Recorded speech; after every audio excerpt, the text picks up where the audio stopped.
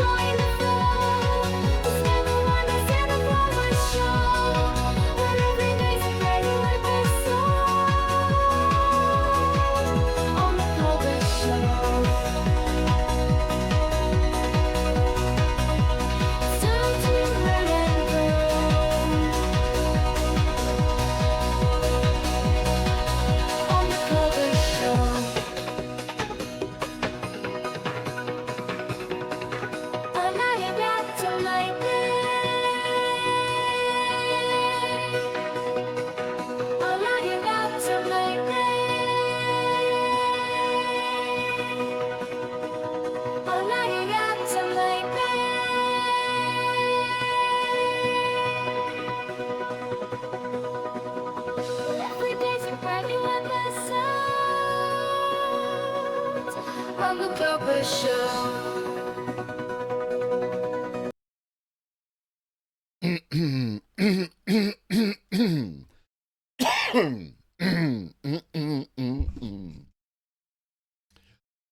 What up, though?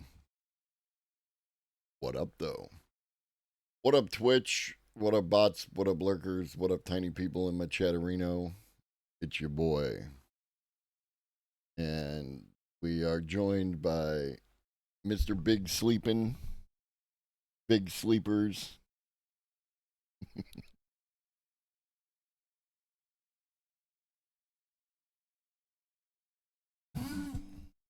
The cat blanket was the correct move.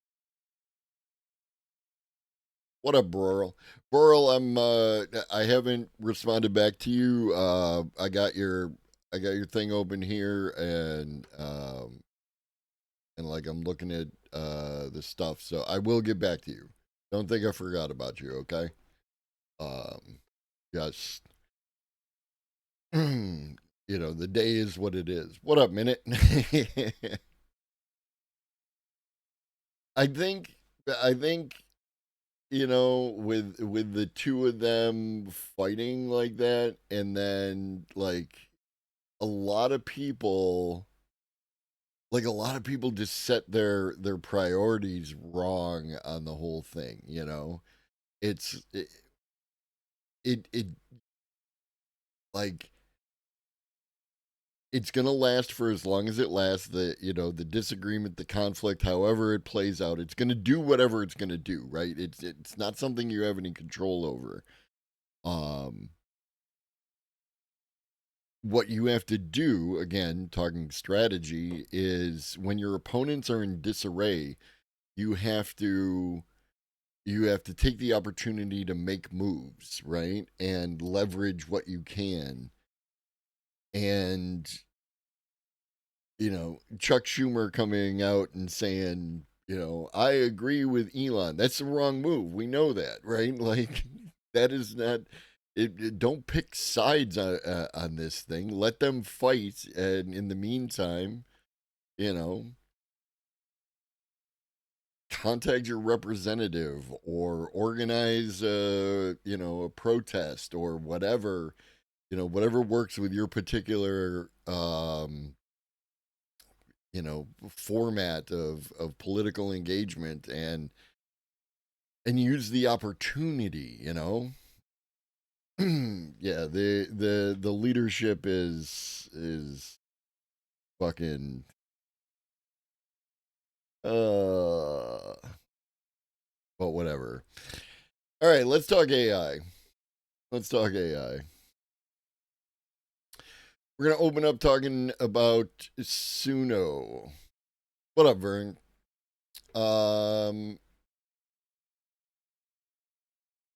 We have seen some information of some potential negotiations between the rights holders, Sony Music Entertainment, Universal Music Group, and Warner Music Group, with Suno and Udio. And we have an update. Suno upgrades AI song editor as labels reportedly push for Content ID style fingerprinting in licensing talks with AI music platforms. And again, I think that this is another,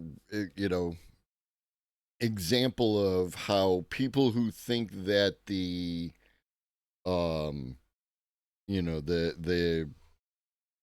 the copyright being used to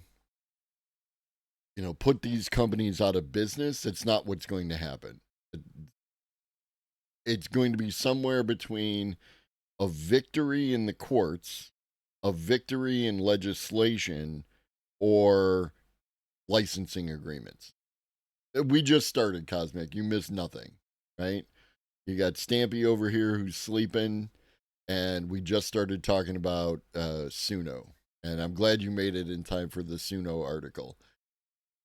Suno, the AI music making platform being sued by the record majors over copyright infringement, has once again unveiled upgrades to its platform's capabilities. The upgrades, announced on Suno's blog on Tuesday, come amid news that Suno, along with rival AI music platform Udio, also facing a lawsuit by the music majors, are in talks with Sony Music, Universal Music, and Warner Music to license the music giant's recordings.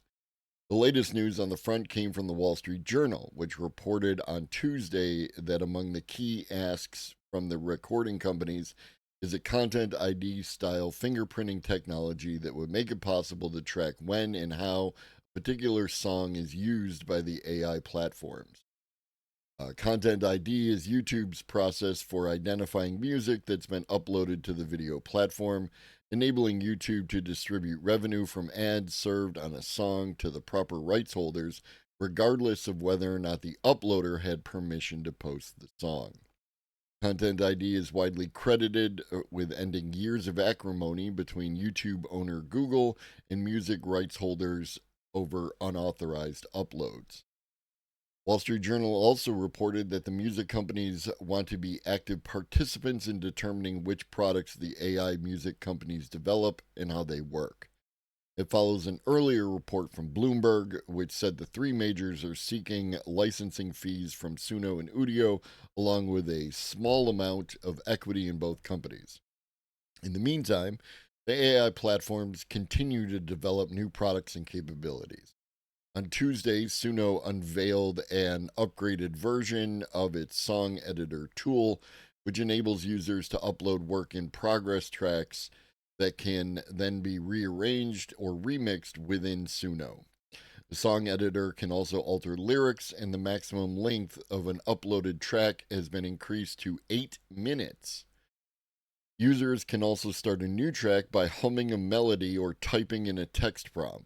The song editor now includes 3 new creative sliders, which allow users to determine the weirdness level of the track, how structured it is, and how reference driven it is.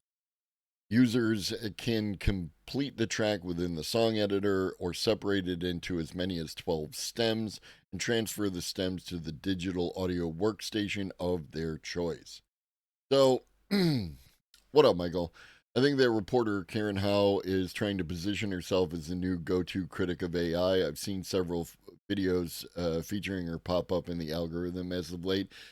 Yes, right? I have a book, right? I have a book. And I'm not saying she's wrong, right? Like there are some of her critiques that we saw in that one news piece are valid, right?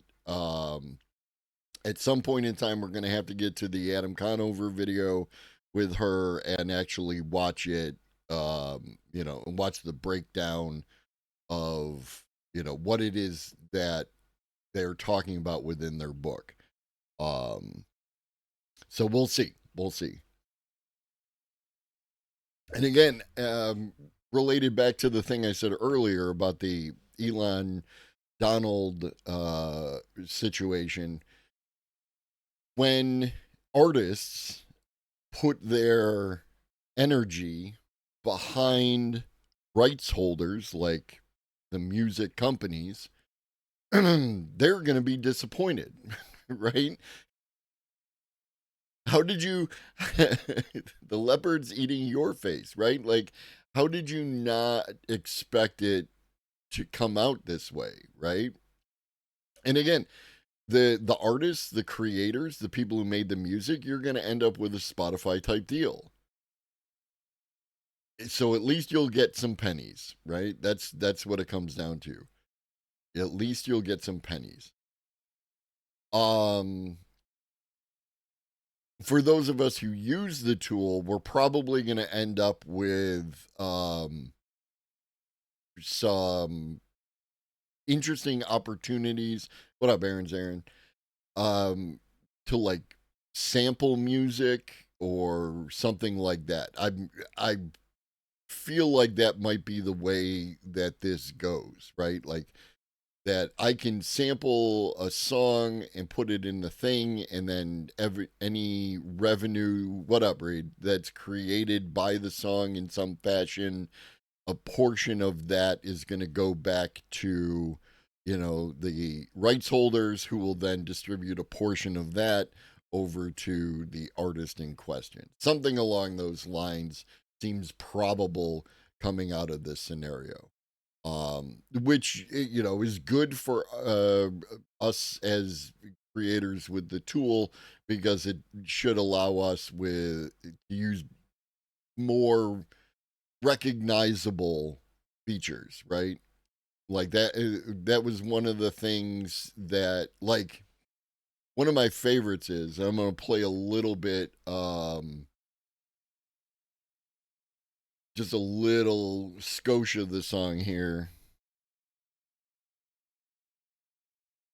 And the older heads should recognize this, the beginning of this song.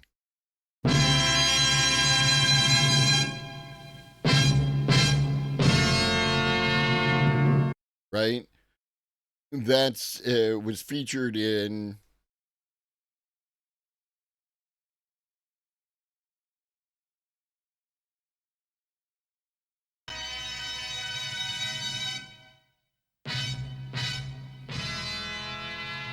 right?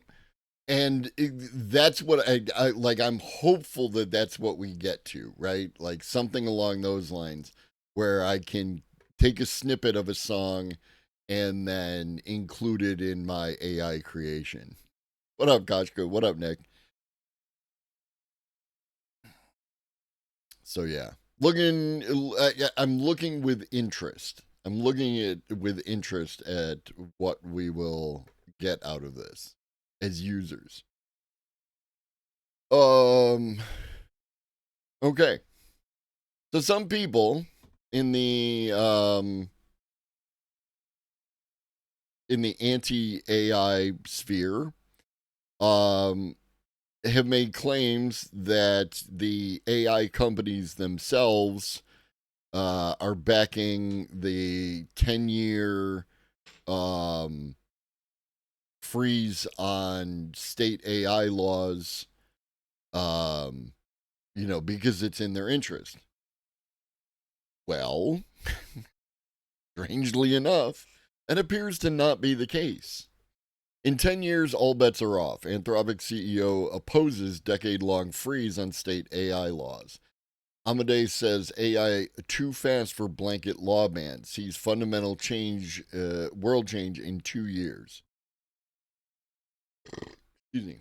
On Thursday, Anthropic CEO Dario Amodei argued against a proposed 10-year moratorium on state AI legislation in a New York Times opinion piece, calling the measure short-sighted and overbroad as Congress considers including it in President Trump's tax policy bill.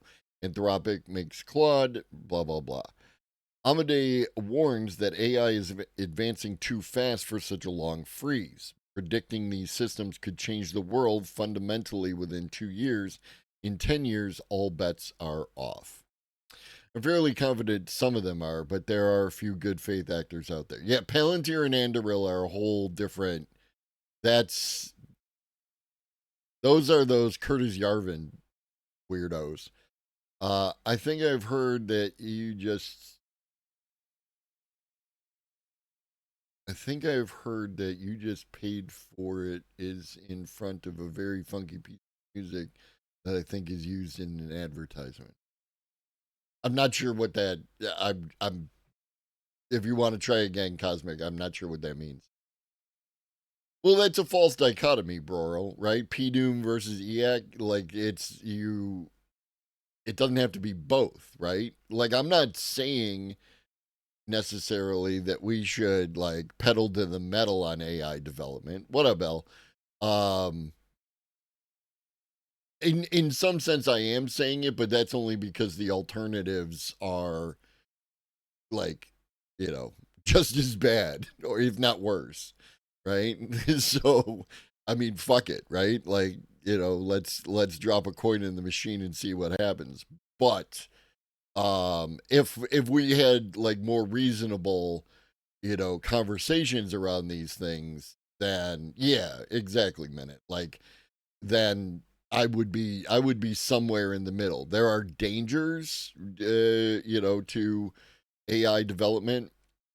I think I heard that clip before. Yeah, no, I mean, almost definitely, right? Like, almost definitely. You either heard the original, you heard Jump Around, or you heard somebody sample one or two of those in order to make a commercial out of it, because that's the inevitability of capitalism. Everything that is a part of your childhood will eventually be, regurgitated back at you to trigger your sense of nostalgia. So, yeah, yeah, no, like, and this is the, I don't want to come across as ageist, because I'm not one of those people who feels that like once you get to a certain age you should be out of government. I think it has more to do with your capability, because you could have people like, who remembers George Burns, right? George Burns lived to almost 100, and that dude was still smart as a whip all the way up until the end, right? Like he was there, he was in it. Betty White, older person. I would not want to go up against uh, Betty White in a game of wits. You know what I mean? Um, but then other people fall off early, right? Like Bruce Willis, right? There's an example. Bruce Willis just happened, poor health issues, um, started to fall off, right? Like that kind of thing. So you can have different people at different ages. But the fact that being out of touch with the things that are going around, it to me is criminal if you are going to be a, you know, political entity in this country. You need to have a better grasp on what's actually happening. Well, and then there's that.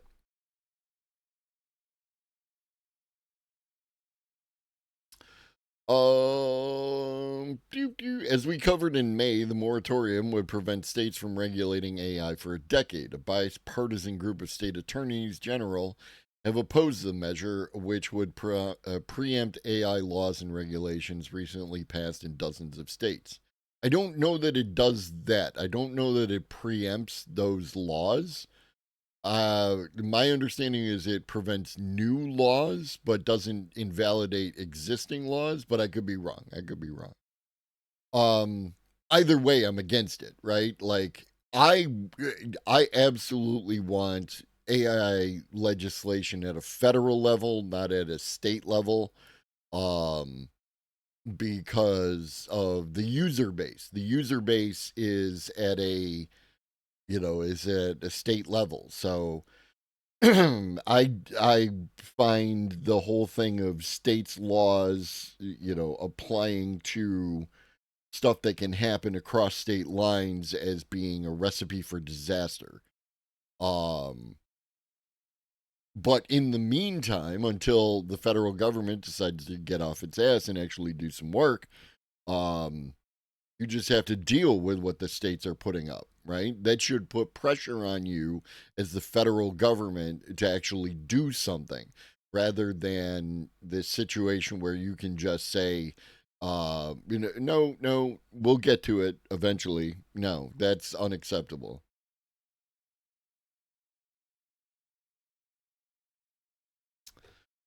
Oh, in his op ed piece, Amadeus said the proposed moratorium aims to prevent inconsistent state laws that could burden companies or compromise America's competitive position against China. I am sympathetic to these concerns, but a 10-year moratorium is far too blunt an instrument. AI is advancing too head-spinningly fast. And, if you don't believe that AI is advancing too head-spinningly fast, then none of this means anything to you. Instead of a blanket moratorium, Amade proposed that the White House and Congress create a federal transparency standard requiring frontier AI developers to publicly disclose their testing policies and safety measures.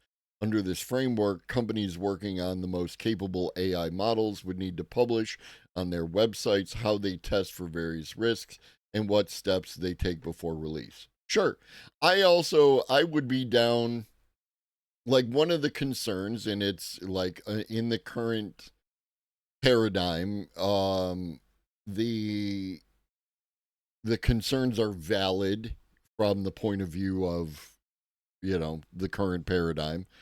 You can have a government agency that oversees, like, in much more detail what is going on inside the company without being able to release that information to competitors, right? So you can maintain your competitive advantage in the capitalist system while at the same time having some sort of oversight so that someone somewhere disconnected to your company knows what's going on. At the same time, I can already see all the potential places for abuse that can exist there. I don't know. Maybe the answer is somewhere in the middle. So yeah. I think we got that. What else we got?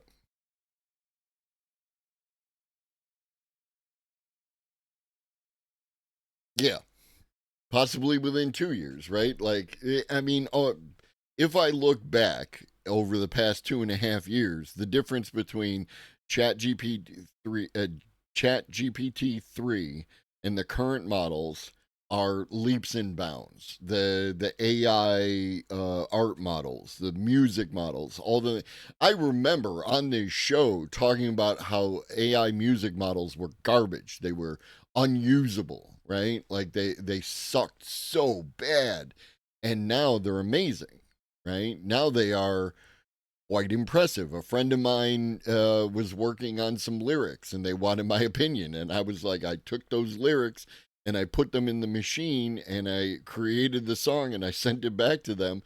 So, because when you're creating music, it's not just about like creating the music, but it's also like, what does this sound like at a particular tempo, right? And then you get a better idea.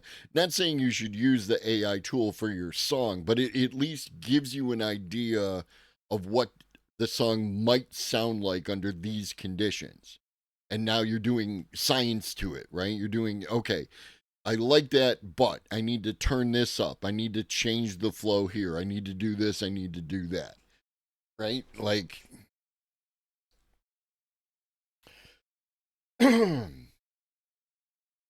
FDA rushed out agency wide AI tool. It's not going well. Now, there will be people who will use this. This is why we don't use AI in the thing. That's not the thing here, right? The problem was that they didn't have a chance to to test the software before they rolled it out. Anytime, anywhere you roll out software before you've had a chance to fully test it, you're going to end up with problems, right? That's what it comes down to. And that's what happened here, right? This is not a failure of AI. This is a failure of the entity in question pushing out a piece of software without fully doing their due diligence. Under the Trump administration, the FDA is eagerly embracing artificial intelligence tools that staff members are reportedly calling rushed, buggy, overhyped, and inaccurate. On Monday, the FDA, publicly announced the agency-wide rollout of a large language model called ELSA. Let it go.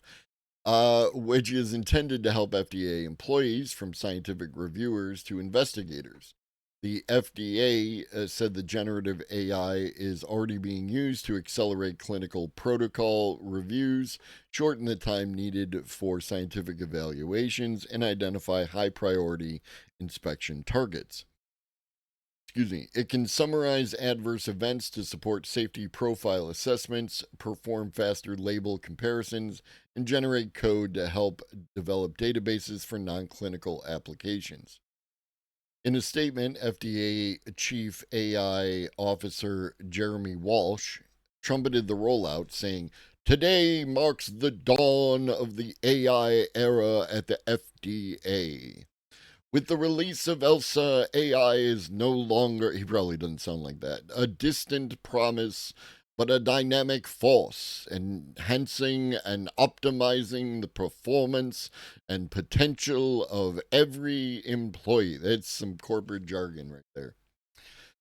Meanwhile, FDA Commissioner Marty Makary highlighted the speed with which the tool was rolled out. "I set an aggressive timeline to scale AI agency-wide by June 30th. Today's rollout of ELSA is ahead of schedule and under budget, thanks to the collaboration of our in-house experts across the centers."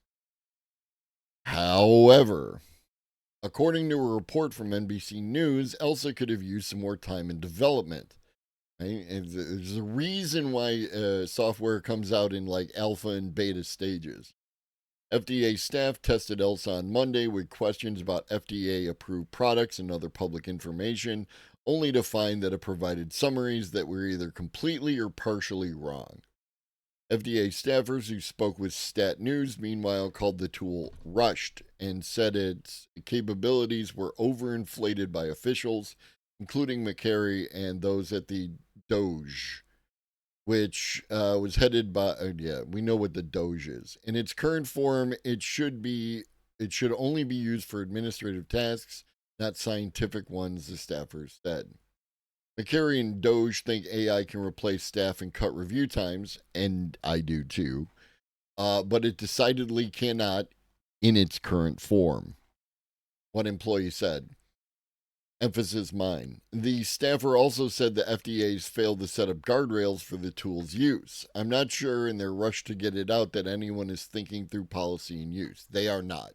They are decidedly not. That doesn't move fast and break things is the rule of the day, right? You gut the staff, you give them a tool, they have to make the tool work in order to offset the loss of staff, and we'll figure it out as we go. And that's right, like that they just wanted a justification that we didn't need all those people we were paying for, and that's decidedly not the case, right? As a person who is a fan of automation, who thinks all jobs must be automated, that does not mean we just go ham on the entire thing and just let's do it right now with whatever we got. No, it's a process. Everything is a process.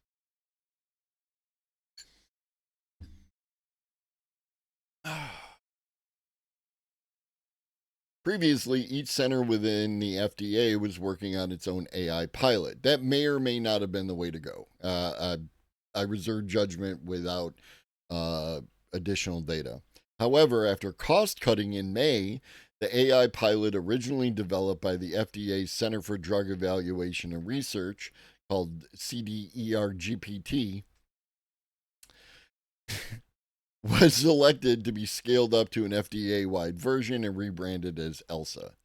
FDA staffers in the Center for Devices and Radiological Health told NBC News that their AI pilot, CDRH-GPT, is buggy, isn't connected to the internet or the FDA's internal system, and has problems uploading documents and allowing users to submit questions. Yeah.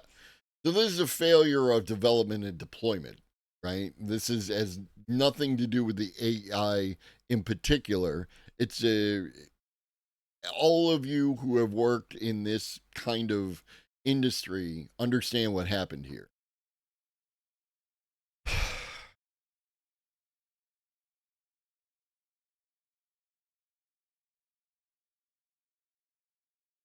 Don't go ham, go soup.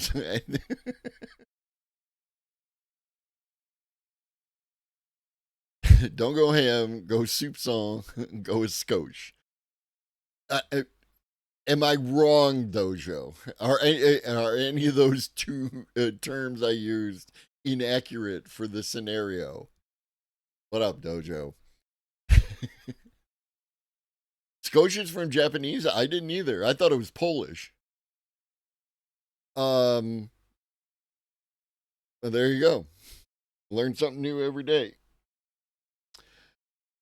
All right. The long haul to autonomy is getting started as leaders show the way. Forbes. The autonomous truck crowd descended on Anaheim last month for the annual Advanced Clean Transportation Show.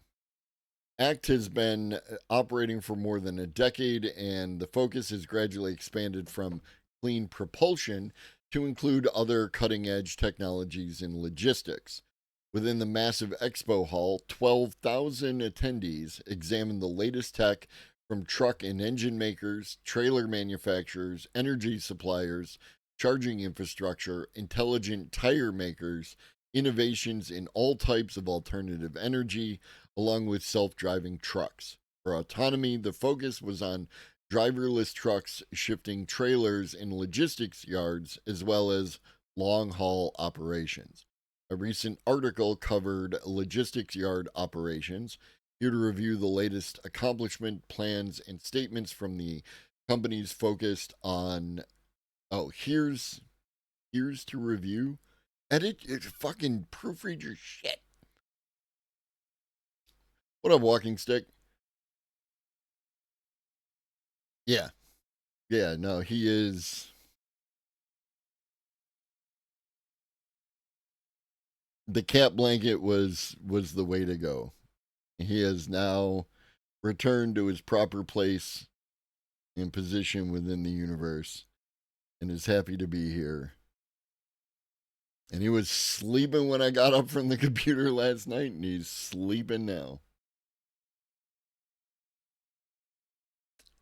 Plus and Traton Group and Iveco.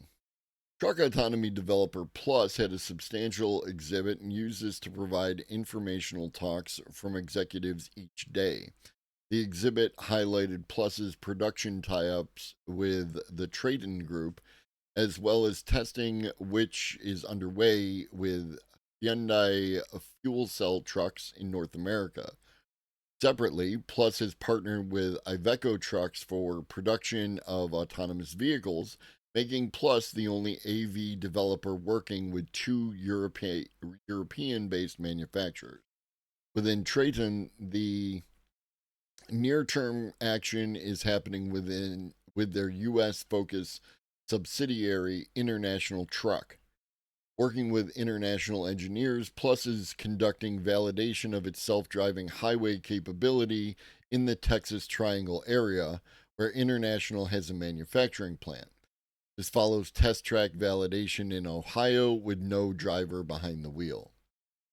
Peter Hathmar, Vice President and Head of Autonomous Solutions at Scania, leads the coordination of autonomous solutions for the Traton Group. In an interview with ACT, Mr. Hathmar noted their many years of evaluating, partnering in the autonomy space. We developed in-house expertise in autonomous driving so as to assess potential suppliers, and our evaluation of Plus led to our production partnership with them. Partnership was announced early last year. Within Traton, International will be the first to offer autonomous trucks to their customers. Customers in the U.S. have tried AV trucks from various developers. They are very well informed. These leaders are ready to go when the product is released. The company has said that the first rollout of Plus-powered autonomous trucks will occur in 2027. But by all means, pretend it's not happening.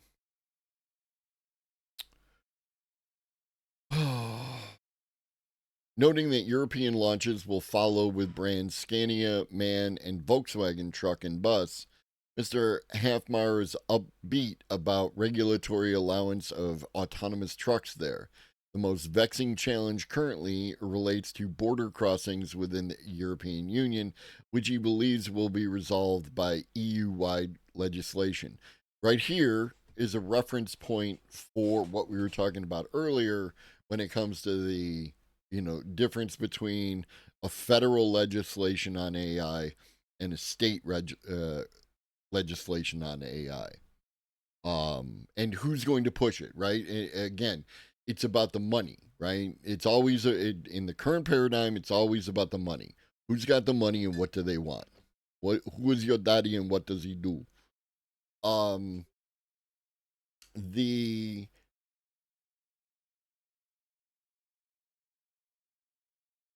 The having like I have autonomous trucks and they can go in Texas, but they can't go into Oklahoma is going to be a problem because there's a major corridor that runs north south right from Texas to Canada, and I need my trucks on that corridor. So I need something federal to cover me over every state. Otherwise, once I get to Oklahoma, I'm going to have to transfer to a human driver. And then once I go into whatever state is north of Oklahoma, I can go back to fully autonomous, etc., etc. And you might say, good, right? At least it keeps somebody in the thing. I would never, Tinker. I would never. I got a friend who lives in Oklahoma. It's as bad as you think it is.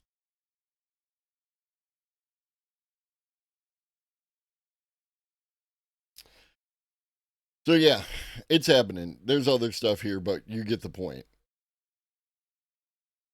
I'm sorry it's happening.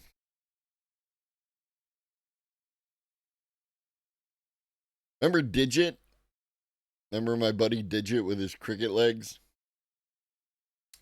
Amazon is reportedly training humanoid robots to deliver packages. I really enjoyed your interview with She Snaps yesterday. I did disagree on her take on not being able to exclude discussions of politics in certain settings. Even if I agree with your politics, discussing politics can create it. You have to find a balance. I understand. My contention with that particular portion was that the people who say I don't talk politics are not saying I don't talk politics. They're saying I don't want politics that disagree with the words that are going to come out of my mouth. Right? That's a problem that I have, you know. I go I go vast amounts of time in my day without talking politics, right? In spite of everything being political and all that. You know what I mean? They don't want to use the words that makes people say this is politics. No, they do want to use those words, right? Like that's the thing, right? Because here's the thing. If you say I don't want to talk politics, you're not a leftist because leftists love to talk politics, right? Whether they agree with you or not, they love to talk politics. You're probably somewhere between a liberal and a conservative, right? In that space, and you don't want to deal with anything that conflicts with your worldview, and that's fine as long as you shut up, right?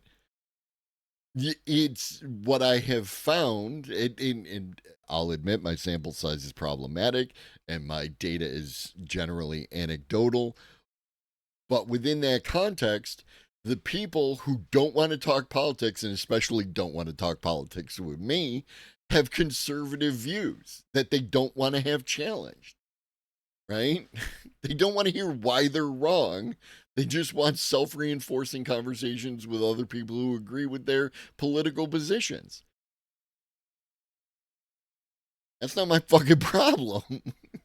You can literally not say any of those things and we won't have an issue, right? That is the problem. You can't say you don't want to talk politics and then say something political, something blatantly political, because well, you just gave permission to talk about the thing. So we're going to talk about the thing. And I'm going to tell you why you're fucking wrong. And I'm going to provide data, and I'm going to provide facts, and I'm going to provide references, and you're going to want me to shut up.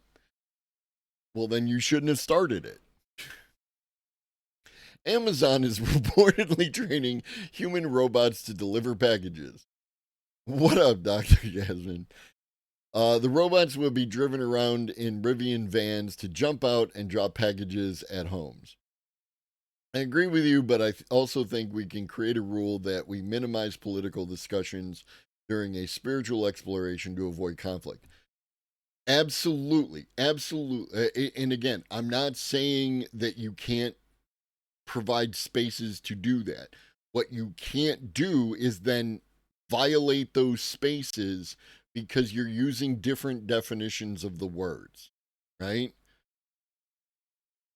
Excuse me. I don't want to talk politics means we're not going to talk about anything political within this space, right?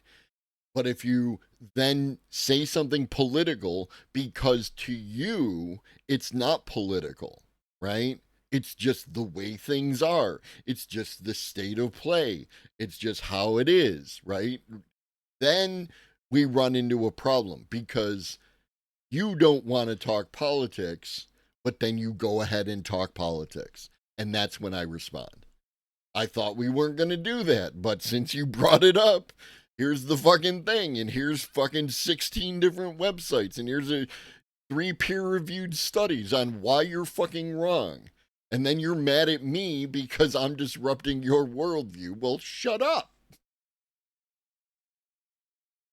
Future Amazon orders may be delivered to your door by a humanoid robot workforce. Is this article political?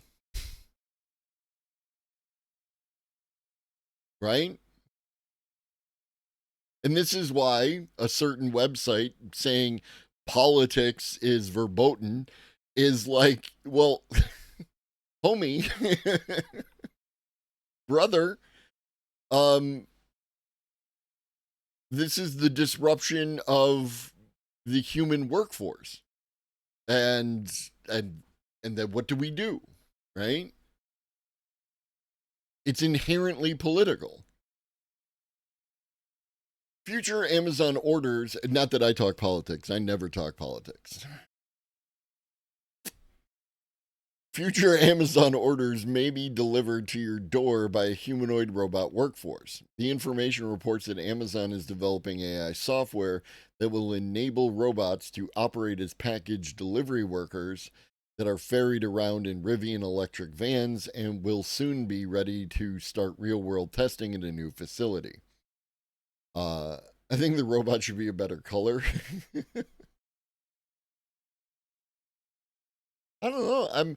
I'm a fan of like the blues and greens and teals and whatnot. So I'm biased. That's my bias.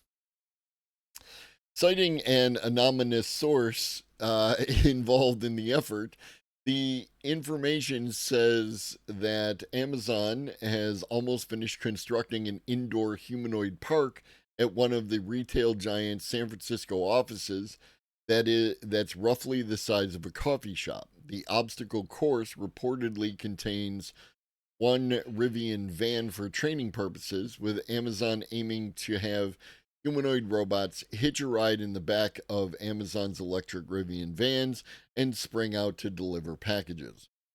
The report coincides with Amazon launching a new agentic AI team to help develop technologies that will power robots operating in Amazon distribution and logistics hub. In a statement to Silicon Valley, Amazon said that instead of rigid, specialized robots, we're creating systems that can hear, understand, and act on natural language commands, turning warehouse robots into flexible, multi-talented assistants.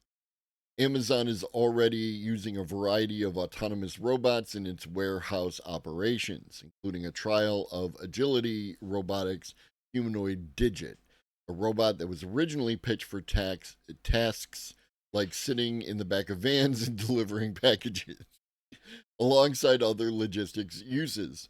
Amazon's training facility is a concerted effort to make this original vision a reality. The information reports that a variety of humanoid robots will be tested for package delivery at its facility, including a dun dun dun $16,000 unit from China based Unitree. Hundreds of thousands of people currently handle delivery operations at Amazon globally. Amazon acquired the robotaxi company Zoox in 2020, suggesting a desire to fully automate end-to-end package delivery from the warehouse to your front door. But again, please tell me how it's not happening, right? Tell me how it's not happening. Automated van, probably even, I mean, the Ukrainians showed us that you can drive a truck, open up the top of it, and pop out drones and deliver packages accurately and on time. So, like, you're going to have a van that, like, I mean, the van could even, like, roll slow, and the drone could pop out and drop small packages and then come back to the van.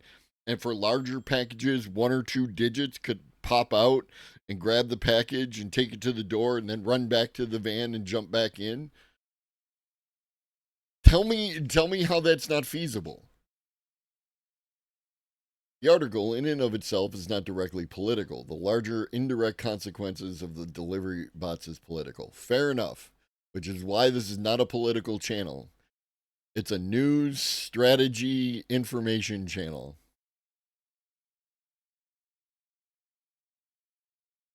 $40. MIT News. A new system enables robots, and totally irrelevant to the article that we just read. New system enables robots to solve manipulation problems in seconds. Researchers developed an algorithm that lets a robot think ahead and consider thousands of potential motion plans simultaneously. And then, if you've been watching the evening show, we watched that one where that four-legged dog robot was using step-by-step plan, path adjustment to determine how it was going to go over uneven terrain. My wife and I were discussing this yesterday. She's a USPS postal carrier. She brought up an excellent point. People are going to get pissed if Amazon tries to deliver 24/7 when their packages are dropped off at 3 a.m. and gone by the time they wake up. Yes. I wouldn't expect that to be the case, right?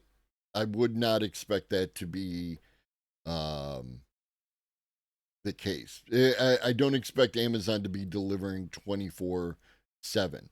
You're going to be in. So right now, no. It is Amazon, and that's the point.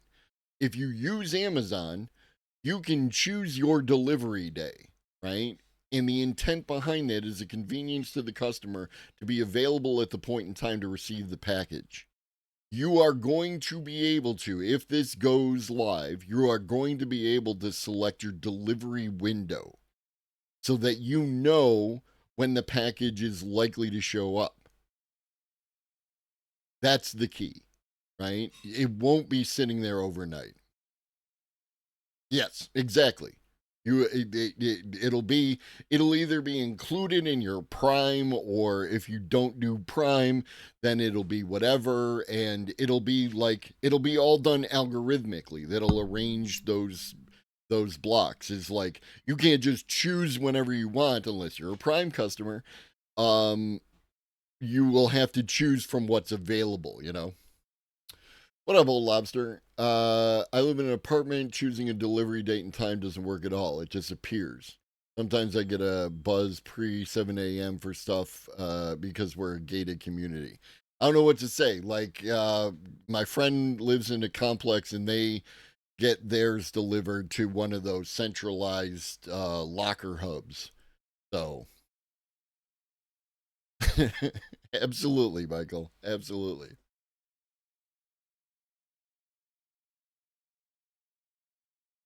It's distinctly possible, Minute. It'll definitely be something, but expect it to happen. right? Picking out points of failure like that is going to prevent it from going forward.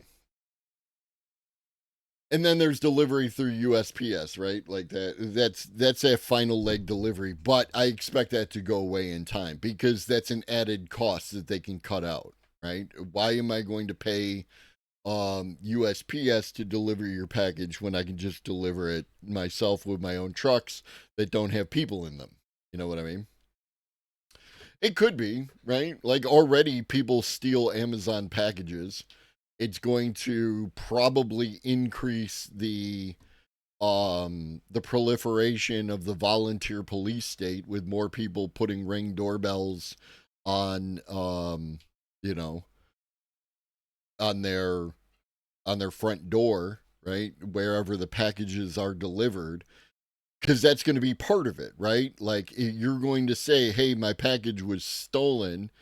And Amazon's going to be saying, "Well, can we check your Ring doorbell information, right? Can we check the video on the Ring doorbell so that we can to verify, right?" And then they'll handle taking it up with the police, and you'll say, "Well, I don't have a Ring doorbell."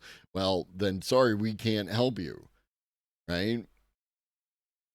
So the motivation there is, well, I should get a Ring doorbell just in case my packages get stolen.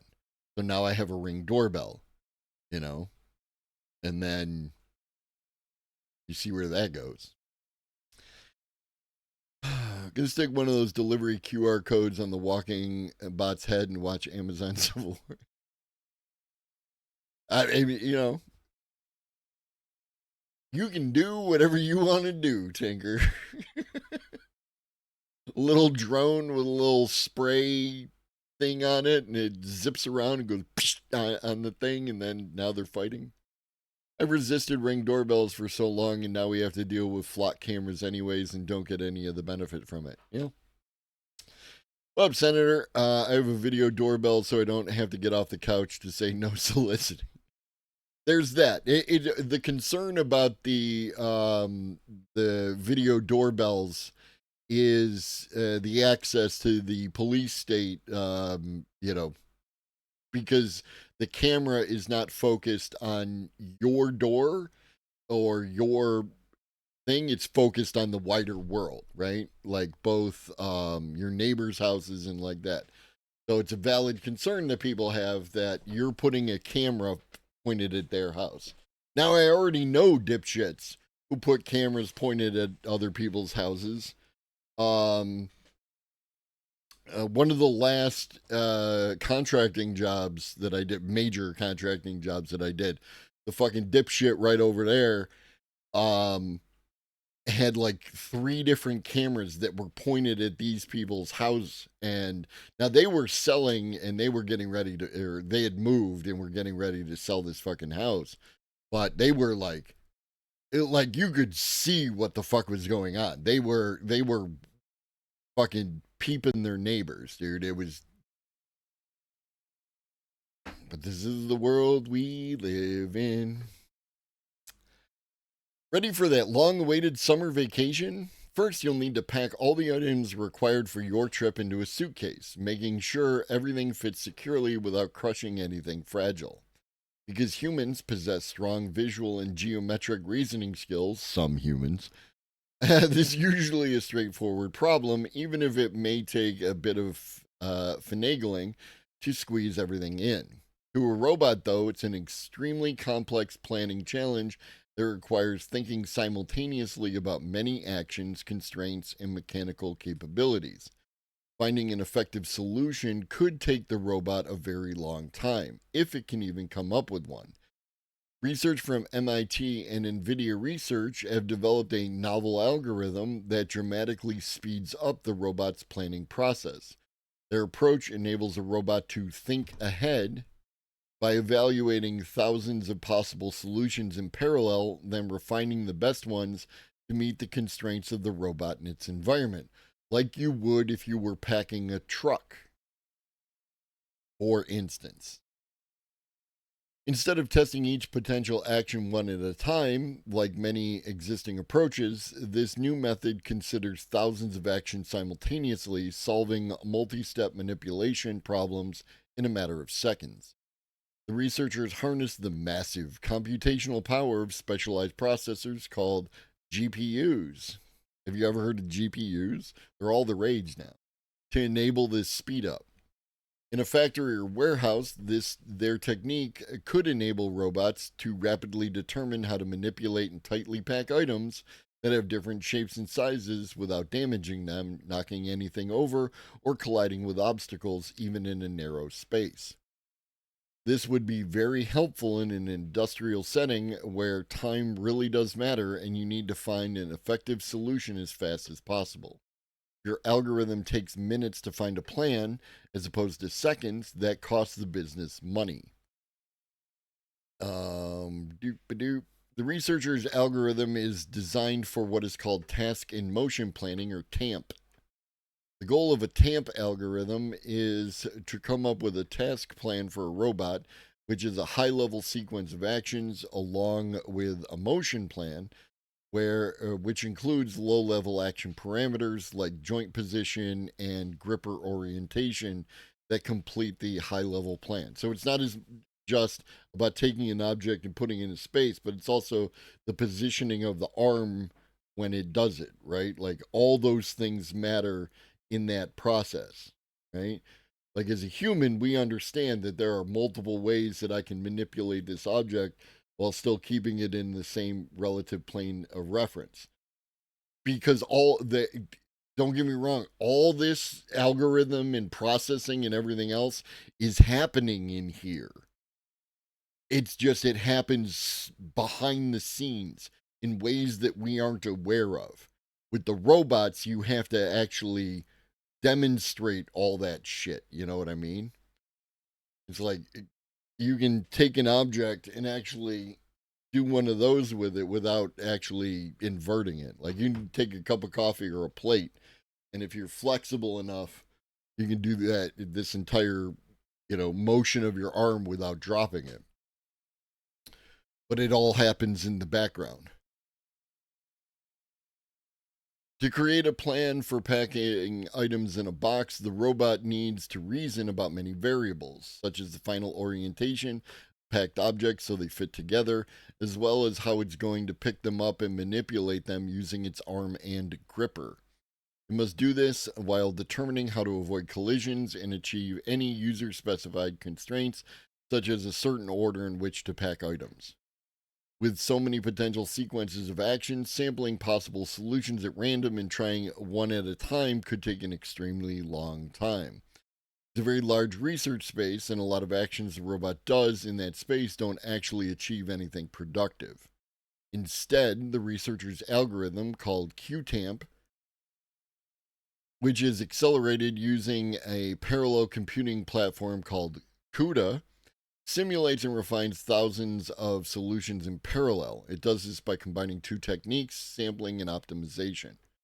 Sampling involves choosing a solution to try, but rather than sampling solutions randomly, QTAMP limits the range of potential solutions to those most likely to satisfy the problem's constraints. This modified sampling procedure allows QTAMP to broadly explore potential solutions while narrowing down the sampling space. Once we combine the outputs of these samples, we can get much better starting point than if we sampled randomly. This ensures we can find solutions more quickly during optimization. Once QTAMP has generated that set of samples, it performs parallelized optimization procedure that computes a cost, which corresponds to how well each sample avoids collisions and satisfies the motion constraints of the robot as well as any user-defined objectives. It updates the samples in parallel, chooses the best candidates, and repeats the process until it narrows them down with a successful solution. Just like you do, you just do it all in the background and faster. Imagine using a model Lego 3, but instead of the current process, it was able to do simultaneous searches all at once. The thought of that is pretty wild. It is. It is.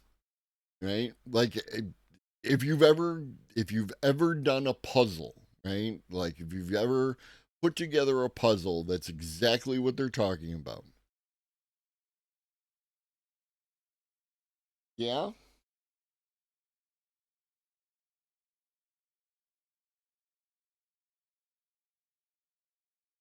Vulture.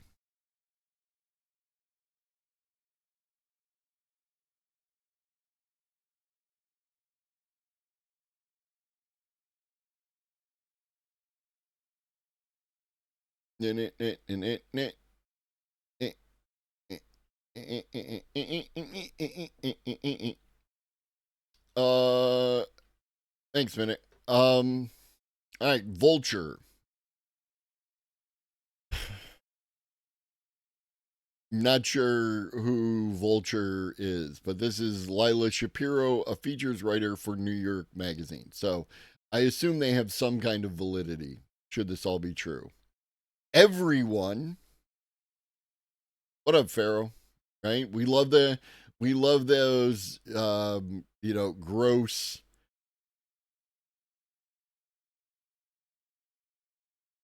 Sorry, I had to pet a cat. We love those gross, all-inclusive phrasing words. Everyone is already using AI and hiding it. We can say do it in anime, make it PG-13. 3 hours later, I'll have the movie. What up, big man? What up, ribbons? You have no audio right now. Of course, you can't hear me saying you have no audio right now, but no. Look here. People want to see your face.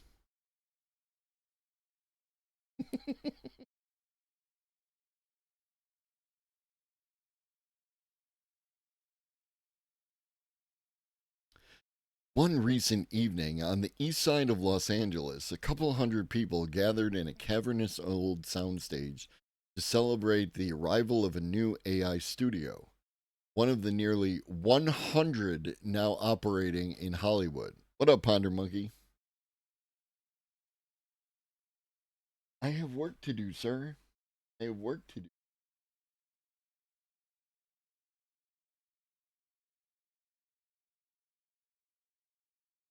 What up, Fembox fan?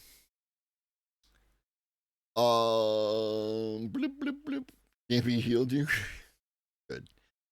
And again, you can't hear me. Called Asteria Film Company. It was founded by Bryn Mooser, a serial entrepreneur.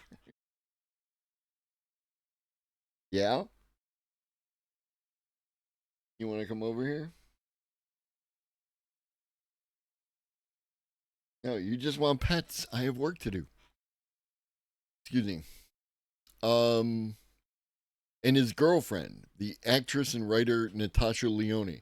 Oh, I like her. This is, yeah, I'm a fan. I liked her in Orange is the New Black. I liked her in Russian Doll. I haven't seen Poker Face yet, but I probably should. She has that balance of like sarcastic and caustic that appeals to me. Where'd you go? There you is.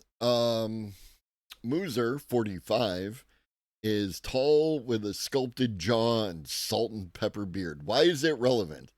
He fits the role of a rumpled yet elegant pitchman so well that Cartier shot an advertorial of him titled The Entrepreneur. What the fuck? He led me through the studio, a 25,000 square foot collection of sound stages and a workshop built in 1916 by the producer Max Sennett. This is some serious inside baseball Hollywood shit. Who pioneered new uses of scenic backdrops in early filmmaking. In the lobby, he paused at a glass encased architectural model of the studio as it looked when it was first built. There was no roof because they were just using sunlight, he told me. It was before electricity. As Muser saw it, Asteria fit into a lineage of creatives who had ushered in new eras of filmmaking. He reminded me that Walt Disney was a technologist. So was George Lucas. The story of Hollywood is the story of technology. We met Leone in a corner of the studio where uncanny clips generated by Asteria's AI model were playing on a dozen old school televisions. The footage was unnerving. Robots with smooth blank faces typed blindly in an old fashioned office. Disembodied mannequin heads drifted in space. Leone was drinking a sugar free Red Bull. She's just like you, James, for real. And wearing a structured black velvet jacket with a plunging neckline. This dude, for real though, like, this is, to me, the experience that I'm having right now is when I read American Psycho. Right, like all these weird details that aren't relevant to your story, but the idea is that you're creating atmosphere, right? Like it's less about the substance and more about the style, but just get to the fucking point. She was fresh off a plane from Seattle where she had done a talk with the science fiction author Ted Chiang, who has written at length about why AI will never create great art. Over the past few years in Hollywood, it had become clear to Leone that many people were not being forthright with how often they were using the technology. If I'm directing an episode, I like to get really into line items and specifics. And you find out that there's a lot of situations where they're calling it machine learning or something, but really it's AI. God, I love her so fucking much. Dust your disembodied heads, people. She had begun to do her own research. She read the Oxford scholar Brian Christian and the philosopher Nick Bostrom. She's just like me for real. Who argues that AI presents a significant threat to humanity's long term existence. Still, she had come to feel it was too late to put the genie back in that bottle. Better to get your hands dirty than pretend it's not happening. Yes, thank you. Thank you, ma'am. This seemed to be the general opinion of those milling around at the party. Many of Leone's frequent collaborators and close friends were in attendance. The director, Janice Bravo, the actress Clea Duvall, and Tessa Thompson. I have no idea. I'm terrible with names, right? I'm terrible with names. I don't know who any of these people are. As I wandered past clusters of studio executives in suits and filmmakers in baseball caps and jeans, I heard the word inevitable 5 times. A creative director in a cowboy hat said, "It's happening whether we like it or not." Waiting online by the bar, I asked the comedian Tim Heidecker for his thoughts. My thoughts are too complicated for a conversation at a party. No, they're not.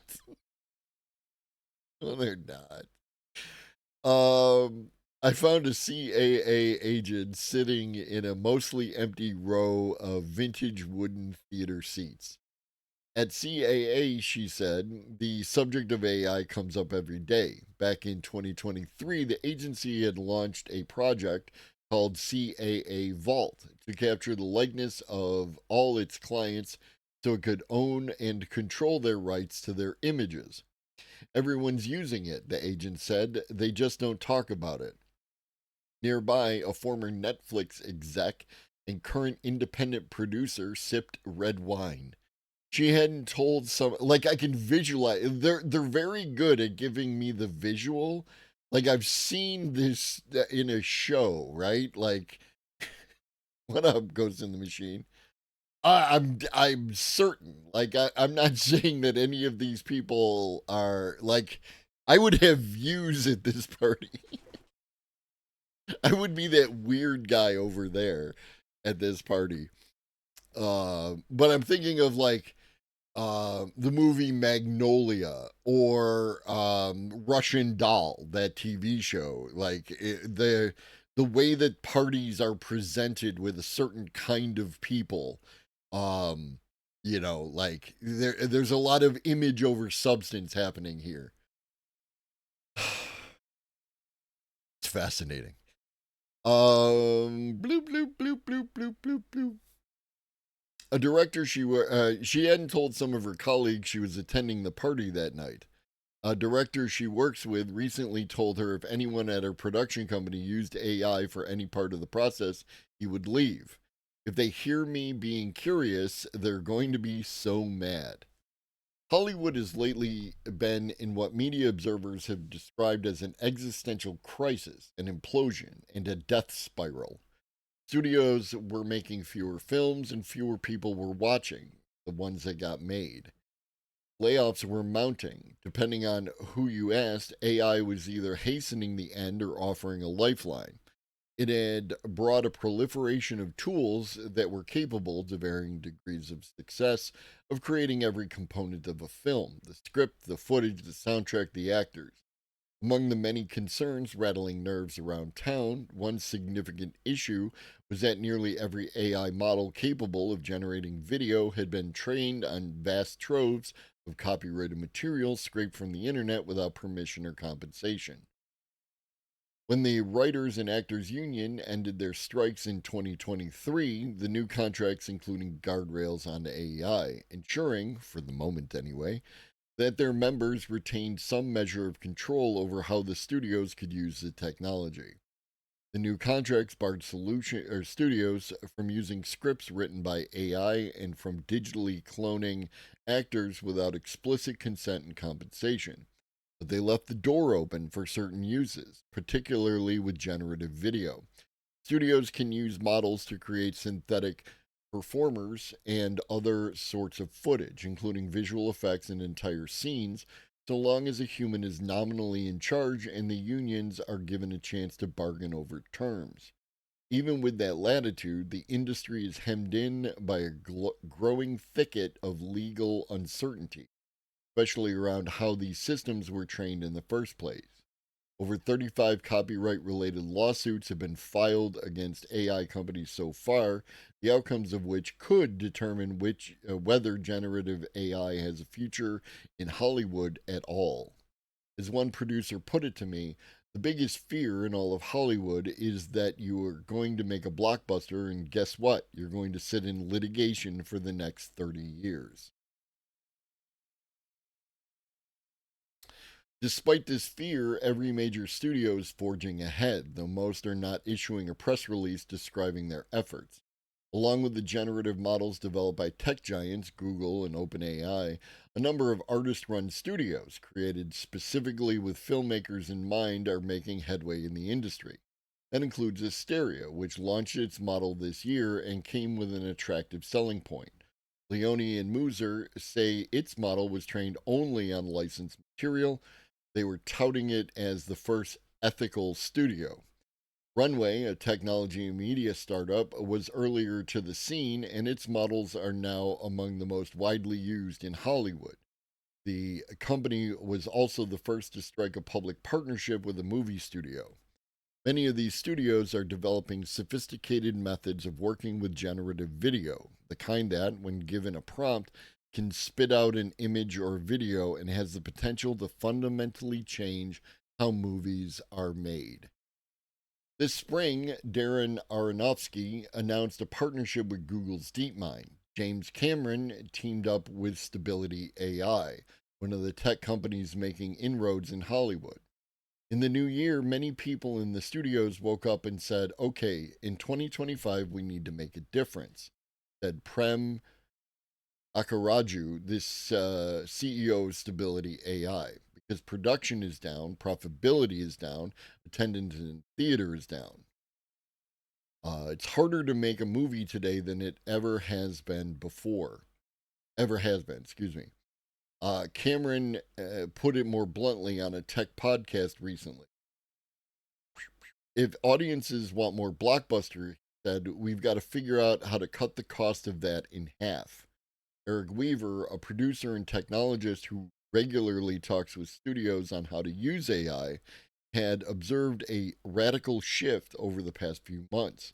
A few weeks ago, in a meeting with a major studio, an executive told him that almost every single one of our productions is coming to us and saying, how can I use AI to get back on budget? Weaver added, these filmmakers need $30 million to make their movie, and they have about $15 million. They only have so much money, and they're getting desperate. Doesn't this sound an awful lot like the discussion that went on when music and movies went digital and streaming? Yes. Yes. Everything old is new again. Everything under the sun. Generative AI is still a fringe idea in 2018, little discussed outside academic and tech circles when Cristobal Venezuela co-founded Runway. The 28-year-old self-taught programmer and artist had just graduated from an experimental art and tech program at NYU. For his thesis, he built a tool set that allowed artists to use AI to generate images, text, and video. By writing a sentence into an app, he could produce a rudimentary movie lasting a few seconds. The outputs weren't any good and had no obvious commercial application, but the concept resonated with the artists and designers he knew. It wasn't long before the company began to gain a foothold in Hollywood, not with studio heads, but with people working below the line. Visual effects artists were among the first to start experimenting with its tools. Rendering images using traditional VFX techniques is notoriously slow, so the appeal of fast generative shortcuts were immediate. Again, being loud does not mean you are right. There are artists who think AI is a good thing. By mid-2023, Runway's model had improved significantly just as generative AI exploded into the public consciousness. Among other things, Runway could simulate realistic explosions and generate fantastical backdrops in minutes. That fall, Valenzuela flew to Los Angeles for a meeting with Michael Burns, the vice chairman of Lionsgate, company behind The Hunger Games, The Twilight Saga, and John Wick. Burns had taken meetings with some of the big tech companies trying to pitch their products to Hollywood, but they didn't understand filmmaking. This is like a foreign land for them, Burns said. Valenzuela, though, was creating products specifically designed for filmmakers. The consumer wants to see magnificent landscapes and special effects, Burns recalls thinking. With Runway, he believed filmmakers could make movies and television shows we'd otherwise never make. Can't make it for 100 million, but we'd make it for 50 million because of AI. He told Valenzuela, maybe we should buy you. Valenzuela replied, oh, no, we'll buy you. This spring, as he had predicted, Runway's valuation passed Lionsgate's market capitalization, hitting $3 billion. Lionsgate planned to turn over a selection from its archive of films so Runway could train a customized model on the studio's proprietary catalog. When I visited Burns in his corner office overlooking a residential neighborhood in Santa Monica, he was still marveling at the pace of transformation.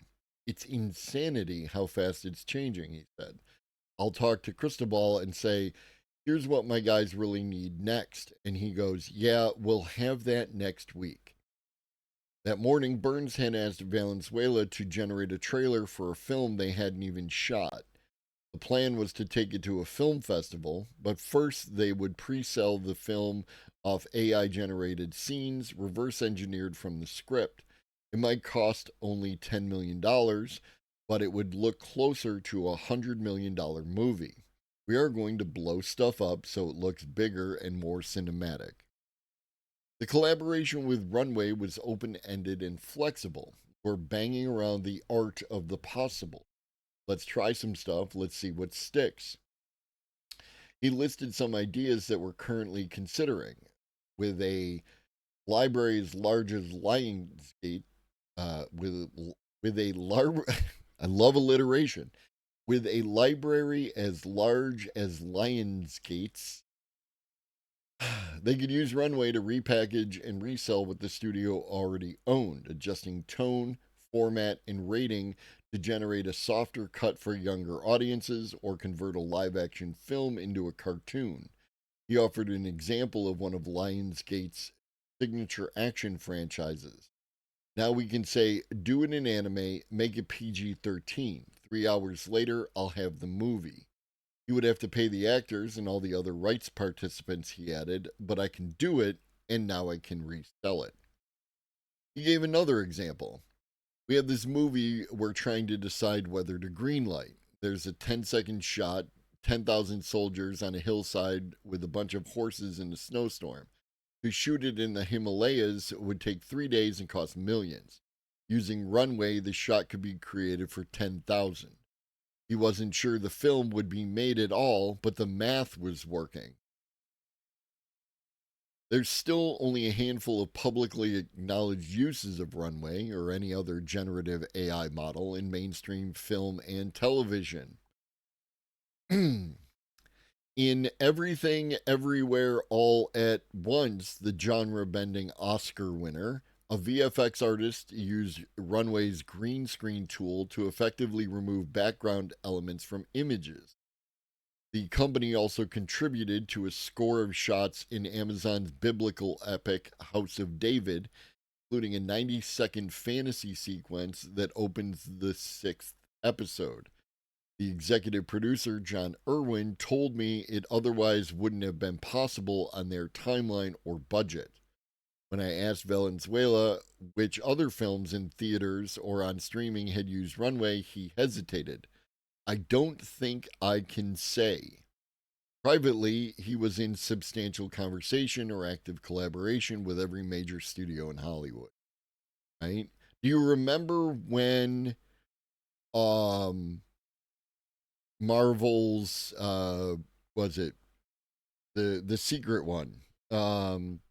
The one with the scrolls, and its intro was made using one of the AI models, and people lost their goddamn mind. Not that it, like, again, it was difficult to discern whether they were saying this is bad because it's bad or this is bad because it's AI. Right? Like, oh, free game news. Right now on Steam, you can get Borderlands 2 for free. It's free right now for the next couple of days. So I recommend people get it. It's cool.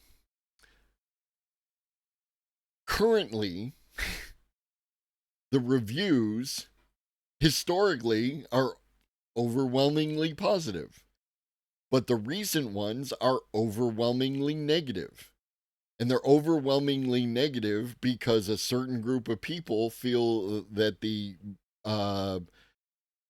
Gearbox modified their EULA and it made them mad. I don't know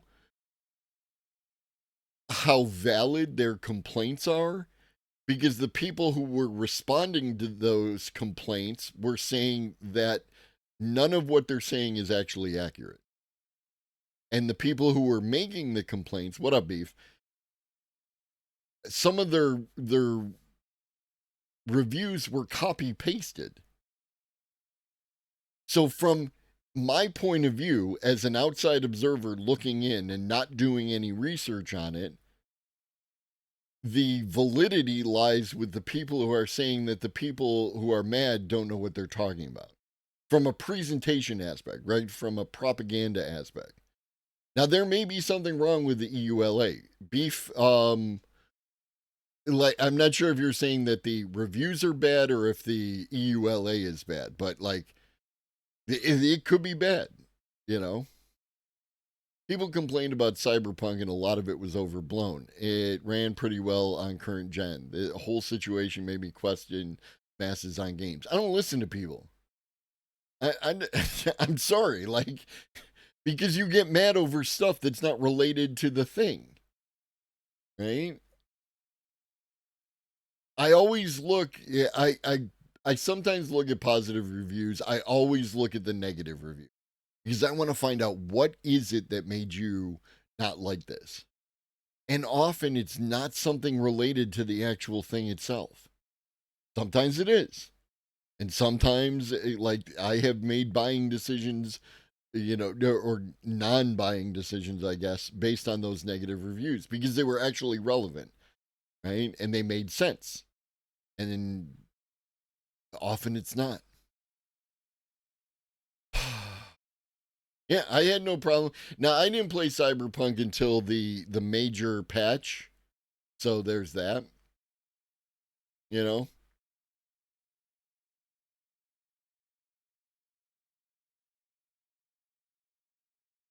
There's more to this article. This fucking thing goes on for a minute. Like, this is where. Oh, you can't see it. Here. This is where we are on the slider. I am not going to be able to finish this. But I will go ahead and I will give you the linky. You can continue to read that. What up, Fire Resist? Because sometimes I want to play something that's not RimWorld. The most common games I play, I like are in and out kind of games. I am Wingspan, which is a board game, which has an excellent conversion into a video game, is great. And SOVL, I'm going to type it in chat, SOVL. SOVL is also a free game on Steam, and you get a bunch of stuff, and then you can buy additional stuff if you want. But the base game itself is free, and I've not bought any of the additional stuff. I might at some future point in time if I have an extra $5. And basically, what it is, if you are aware of the Warhammer Fantasy Battle stuff, right? Like, Warhammer 40K, little dudes with round bases. This is little dudes with square bases. And then they form up in little groups and you move the entire group. And if you used to read White Dwarf magazine, they used to do after action reports of battles that were done with the Warhammer Fantasy Battle stuff. And that's what the game looks like, right? You get to build up your dudes, get them better equipment and other stuff, and it's a whole little battle kind of game. I highly recommend you check it out because it's free. If you like it, great. If you don't, you've lost nothing but some time. SOVL, check it out. And you can play against people. Now, some of the assets, because it's a small dude making it by himself, some of the assets are made with AI. And the negative reviews include that little fact. So.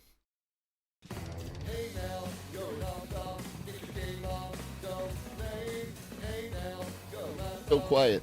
No one get paid.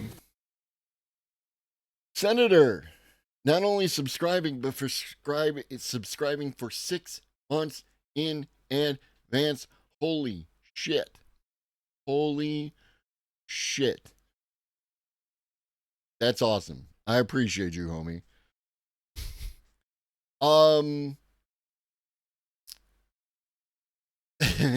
I have one senator who watches me.